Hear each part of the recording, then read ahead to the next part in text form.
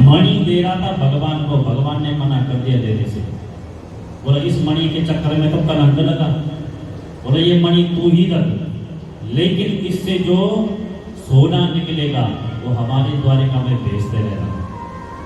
और सत्यभामा से विवाह किया भगवान ने और लौट करके द्वारिका आ गए। बोले भक्तवत्सल भगवान की जय। ये कितने विवाह हुए भगवान के? 3। पहला रुक्मणी से, दूसरा जामवंती से, तीसरा सत्यभामा से। सूर्यपुत्री है कालिंदी। एक बार भगवान द्वारिका से दिल्ली पधारे। पांडवों का राज्य था दिल्ली में। यहाँ पधारे भगवान तो जमुना के किनारे घूमने के लिए अर्जुन के साथ निकले। इतने में बोलना कुछ ठाकुर को, कुछ परमात्मा को, कुछ कन्हैया को पति रूप में पाने के लिए यहाँ पे तपस्या कर गई हूँ। अर्जुन जी बोले प्रभु ये भी तुम्हारे लिए बैठी हैं। भगवान ने कहा ठीक है, जब हमारे लिए बैठे हैं तो करो वरण। भगवान ने कालिंदी के साथ वहीं पे पानी ग्रहण संस्कार किया, उसको लेकर भी घर आ गए। नग्नजीत की बेटी है सत्या। एक बार इस नग्नजीत ने शर्त रखी, इसके पास 7 बैल थे, लंबे पैने सींग वाले। इसने ये शर्त रखी थी जो एक समय पे इन 7 बैलों को एक साथ नथ देगा, उससे मैं अपनी बेटी का विवाह करूंगा। बड़े बड़े राजा पधारे।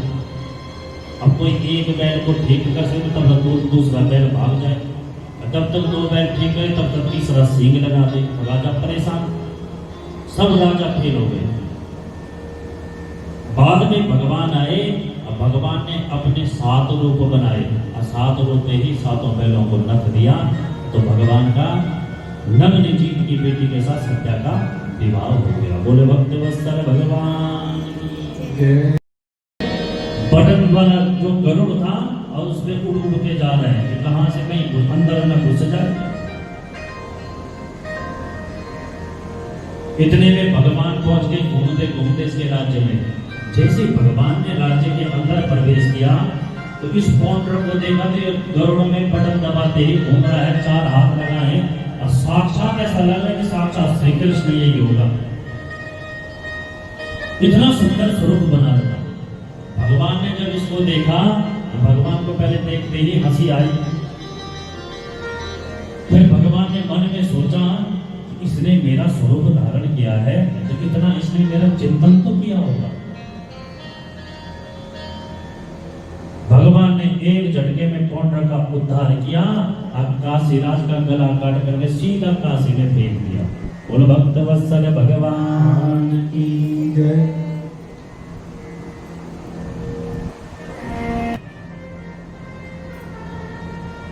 जरासंध के पास गए, इसने द्वंद्व युद्ध की भिक्षा मांगी। बोला मैं भीम से द्वंद्व युद्ध करूंगा। भीम से द्वंद्व युद्ध हुआ क्योंकि बोला भीम क्या है, बलवान है। 27 दिन तक युद्ध चला लेकिन कोई निर्णय नहीं निकला। अंत में भीम ने जरासंध को बीच से चीर करके फेंक दिया, लेकिन ये जरासंध दोबारा खड़ा हुआ, दोनों टुकड़े और आपस में मिले, फिर जीवित हो गए। भगवान ने अपने टुकड़े क्यों फेंक दिए तो जरासंध का उद्धार कर दिया। जरासंध ने 20,800 राजाओं को बंदी बनाने लगा। भगवान इसकी बोला हम पे कितना भी बड़ा कष्ट हो, ये कभी हम पे दुख हो या हम कहीं हमारा काम न बन रहा हो, तो भागवत जी का ये एक सुंदर और सबसे जल्दी प्रसन्न होने वाला, सबसे जल्दी फल देने वाला मंत्र है।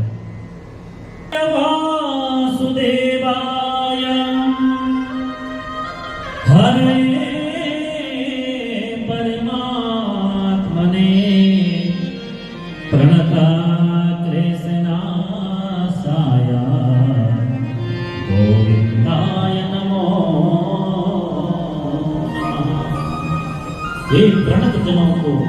प्रणत जनों की क्लेश को हरने वाले हे गोविंद, हम बार बार आपके चरणों में प्रणाम करते हैं।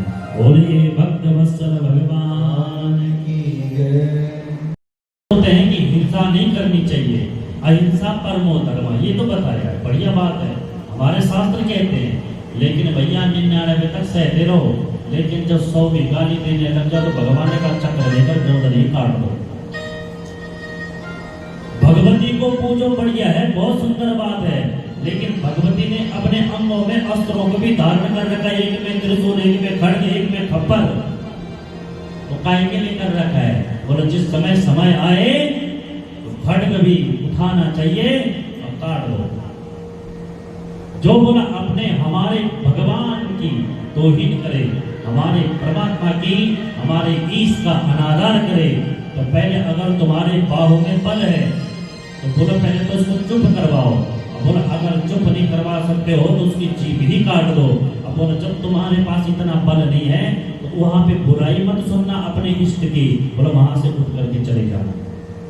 पहले तो अगर बल है तो बलवान से उसकी बोलती बंद करना, ये हमारे शास्त्रों ने आज्ञा दी है। बोला माला भी साथ में रखो और भाला भी साथ में रखो। केवल अगर जिस समय काम चले राम राम करते रहो, और जब सर पानी जब सर से ऊपर चली जाए तो फिर भाला निकालो। इसलिए अपने घर घर में एक एक तैयार रखना चाहिए, बना करके बढ़िया से। हम तो हमारे आजकल तो ऐसा ही, अगर हम घर में सब्जी काटने वाला चाकू तो वो खून फील्ड हो पैनों में नहीं, और अगर कोई है क्या तब, इसलिए गुप्तचर से रखो, क्या हम पड़ोस में नहीं बता, लेकिन उसको घर में वो लंबी सी बढ़िया सी 4000 रुपए की आती है, मेरे घर की। समय, इसलिए समय के साथ हमारे प्रभु ने आज्ञा दी है भाई, हम ऐसे थोड़ी ना बोल रहे। अगर शस्त्र नहीं रखना है तो हमारी भगवती ने फिर तलवार क्यों पकड़ी है? अगर शस्त्र नहीं रखना तो हमारे शंकर भगवान ने त्रिशूल क्यों पकड़ा है? अगर शस्त्र नहीं रखना तो हमारे विष्णु भगवान जी ने चक्र क्यों रखा है? गुलाब का फूल रख देते हाथ में। इसलिए समय के साथ साथ बोला ऐसा भी अपने घर में संभाल करके रखो बढ़िया से। बोल भक्त वत्सल भगवान की जय। बड़े भाव से बोलना पड़ेगा।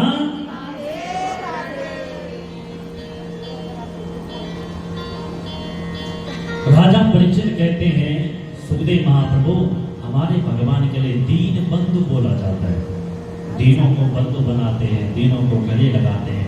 तो कभी भगवान ने किसी दीन को बंधु भी बनाया, अपना सखा भी बनाया? तब सुखदेव महाप्रभु कहते हैं हाँ राजा परीक्षित ध्यान पूर्वक सुनो, बनाया है भगवान ने कि कृष्णस्यासि सखा कश्चित् ब्राह्मणो ब्रह्मवेत्तमा विरक्ता इंद्रियार्थेषु प्रशांतात्मा जितेन्द्रिया।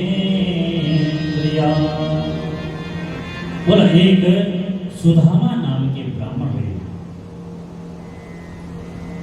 प्रशांत आत्मा जितेन्द्रिया, हमेशा इनकी आत्मा प्रसन्न रहती, इंद्रियों पे विजय प्राप्त किया हुआ है और भगवान के भजन में लगे रहते। गुरुकुल में भगवान के साथ पढ़े थे, भगवान के परम सखा थे, लेकिन आज तक कभी बताया नहीं कि जो द्वारिकाधीश है वो मेरा परम मित्र है। भगवान के ध्यान में डूबे रहते हैं। ये तो प्रसन्न आत्मा है, लेकिन बोला इनकी धर्म पत्नी है सुशीला। सुशीला थोड़ी बेचैन हो जाती है, विचलित हो जाती है हृदय से। बोला जब 5 दिन तक घर में चूड़ा नहीं चलता, बच्चे जब भूखे सो जाते हैं, बच्चे जब भूख से बिलख पड़ते हैं, तो बोला तब सुशीला कहती है पतिदेव आज 5 दिन हो गए हैं, आज घर में चूल्हा नहीं जला है, बच्चे जल पी करके सो गए हैं, लेकिन जब भूख लगती है बच्चे भोजन मांगते हैं तो मैं कहां से दूं? इसलिए प्रभु आप इनके पेट के लिए कुछ करिए। भगवान ने इधर सोचा कि मैं तो द्वारे द्वारिकाधीश बना हूं, राजा बना हूं, मेरा नाम चारों तरफ गुंजायमान हो रहा है, लेकिन मेरा सखा इस गरीब परिस्थिति में जी रहा है। बोला वो स्वाभिमानी है, आएगा नहीं मेरे पास, उसको मैं पहले से गुरुकुल से जानता हूं, स्वाभिमान उसके अंदर है। जीवन में कभी भी हो अभिमान नहीं, स्वाभिमान होना चाहिए।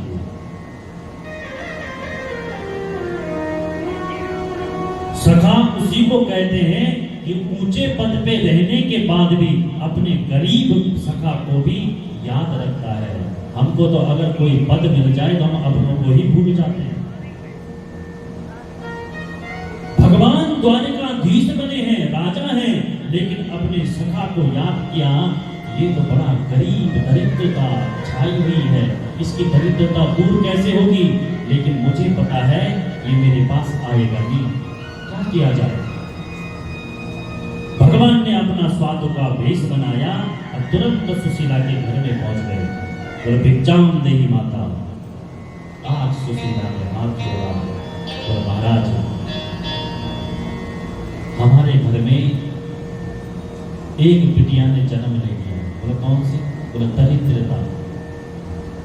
दरिद्रता कन्या ने जन्म ले रखा है महाराज, और हमारे घर में सूतक लगा है, इसलिए हमने लेना देना बंद कर दिया, कुछ नहीं दे सकते।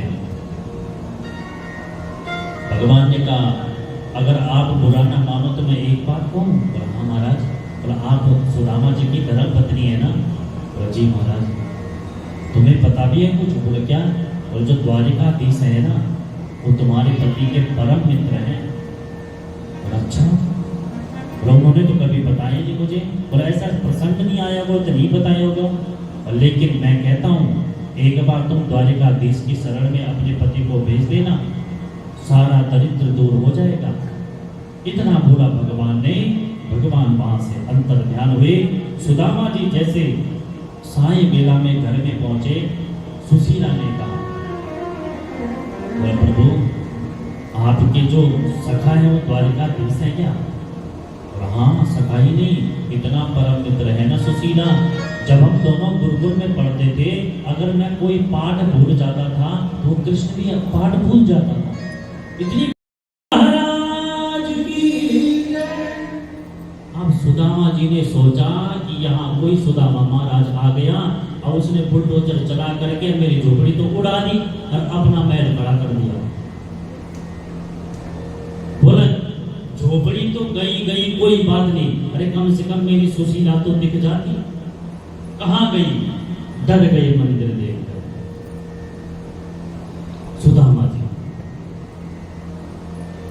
मंदिर देख डरे सुदामा, मंदिर देख डरे, मंदिर देख डरे सुदामा, मंदिर देख डरे। यहाँ तो थी मेरी टूटी झुपड़ियाँ, यहाँ तो थी मेरी टूटी झुपड़ियाँ, कंचन महल खड़े सुदामा, कंचन महल खड़े सुदामा, मंदिर देख डरे सुदामा, मंदिर देख डरे। एक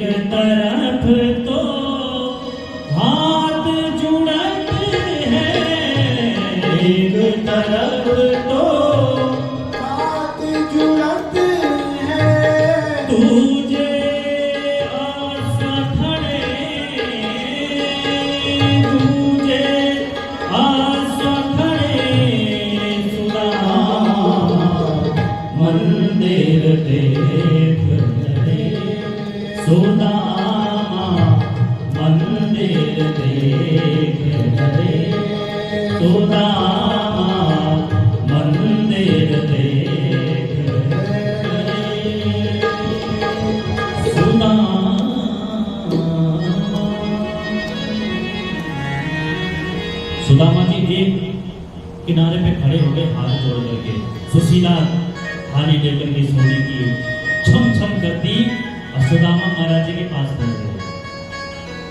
सुदामा जी ऊपर से नीचे देख रहे सुशीला को, हाथ जोड़े, बोला देवी जी आपका परिचय। सुशीला ने कहा वाह स्वामी जी, ऐसे सखा को मिलकर के आए कि मुझे ही भूल गए। जो सुशीला की आवाज सुदामा जी के करणों में पड़ी, बोला रे सुशीला तू,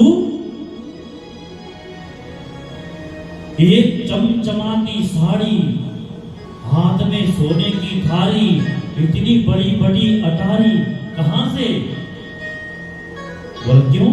जिनके पास गए थे उन्होंने नहीं बताया। प्रभु उन्हीं का दिया हुआ है जिनके दर्शन करने के लिए आप द्वारिका गए थे। जो सुदामा जी ने देखा, बोला वाह सचमुच में मेरा घनश्याम है।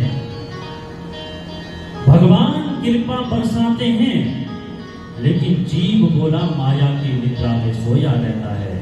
जैसे रात्रि को बादल आते हैं और बारिश करके चले जाते हैं, और जब हम प्रातःकाल उठते हैं तब पता चलता है कि बारिश हुई थी।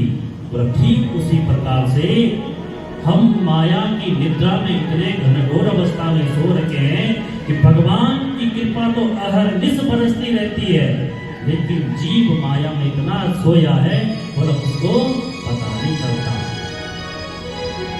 सचमुच में मेरा सखा घनश्याम है। जो जैसी बोली द्वारिकापुरी थी, वैसी सुदामापुरी हो गई।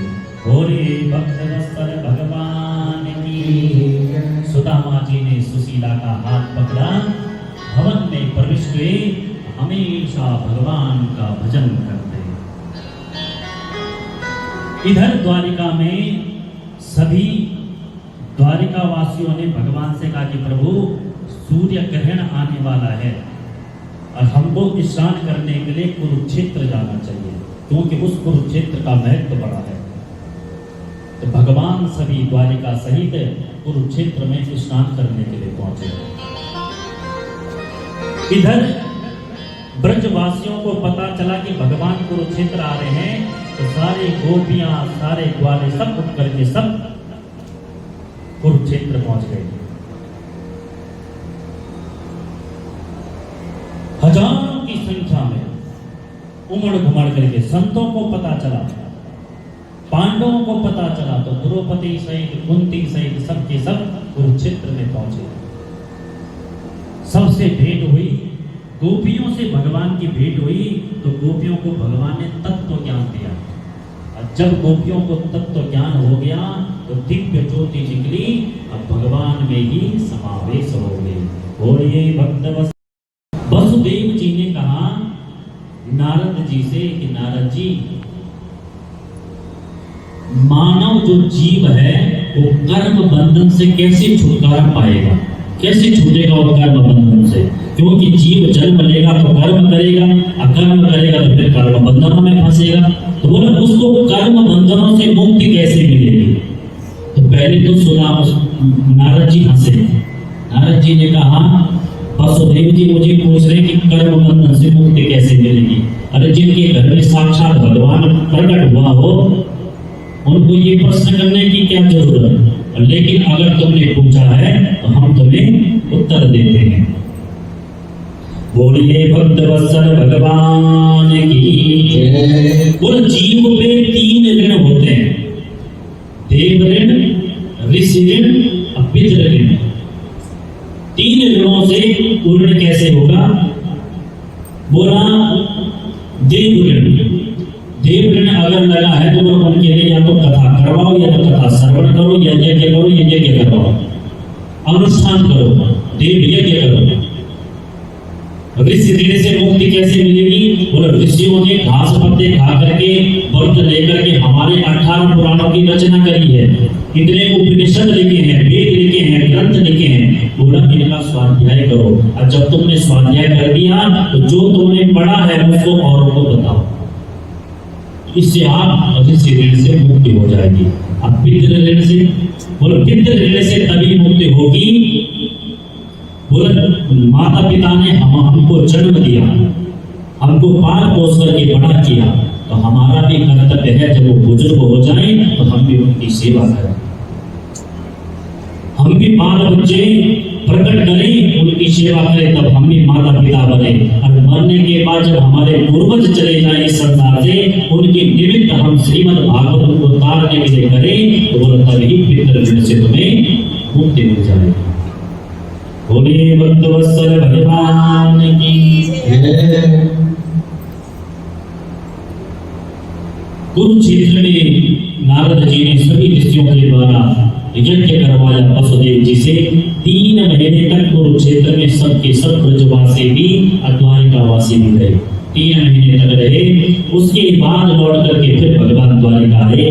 द्वारिका में जैसे ही भगवान आए तो देव की मैया ने कहा, कन्हैया तेरे लिए ना सब भगवान भगवान बोल रहे थे, बोला अगर तू भगवान है ना, एक काम करते, मैंने सुना था कि तूने गुरु माता का बेटा लेकर के गुरु माता को दिया था दक्षिणा के रूप में, तो मेरे भी बच्चे दीक्ष है जो कंस ने मार दिए थे, मैं भी उनका दर्शन करना चाहता हूँ, चाहती हूँ, क्या करवा सकता है? भगवान सीधा सुतल लोग गए, राजा बलि के यहाँ गए। राजा बलि को बोला, राजा बलि मेरे अग्रज यहाँ तेरे यहाँ बंधन में बंधे हैं, उनको मुक्त करके मेरे पास दे दो। राजा बलि ने दिया। भगवान लेकर के देवकी के गोद में रखे, सबको माने पान करवाया और दर्शन करते ही सब मुक्त हो गए। बोलिए भक्तवत्सल भगवान की जय। आगे चल करके भगवान ने सुभद्रा का विवाह अर्जुन के साथ करवा दिया। राजा परीक्षित, ये सुभद्रा आपकी दादी थी। और कुछ, और हाँ, एकादश स्कंद में भगवान को लगा कि मुझे अब 125 वर्ष पूरे होने वाले हैं, योजना बनाने लगे कि अब हमको यहाँ से जाना चाहिए। अभी तक भगवान का आपने ऐश्वर्य देखा, क्या देखा? ऐश्वर्य। ऐश्वर्य का मतलब वैभव। कितना बड़ा परिवार भगवान का, 56 करोड़, इतना फैलाया, खूब बड़ी। लेकिन भगवान ने अब त्याग दिखाया, बोला आप कितने भी कामनाएं लंबी लंबी रख लो, लेकिन साथ में त्याग भी रखना चाहिए। वक्त आए तो एकदम से छोड़ दो, चिपको नहीं। संसार में रहना है तो सूखे नारियल की तरह रहो, कच्चे नारियल की तरह नहीं। काय की तरह? सूखे नारियल। सूखे नारियल को आप फोड़ोगे तो उसके साथ सूखा नारियल तो फूटेगा, लेकिन गिरी अलग हो जाएगी, गिरी भी फूटेगी। अब कच्चा नारियल को आप फोड़ो तो उसके साथ जो उसके अंदर गिरी है वो भी फूट जाएगी साथ में। कहने का तात्पर्य है, आप संसार से जितने चिपके रहोगे तो संसार को कष्ट होगा तो तुम्हें भी कष्ट होगा, और आप संसार से जितने दूर रहोगे बोला उतना आप सुरक्षित भी रहोगे और सूखे नारियल की तरह रहोगे। संत जन संसार में रहते हैं लेकिन संसार के नहीं रहते। अमेरिका है ना, अमेरिका, अब हम न्यूज देख रहे हैं, टीवी क्या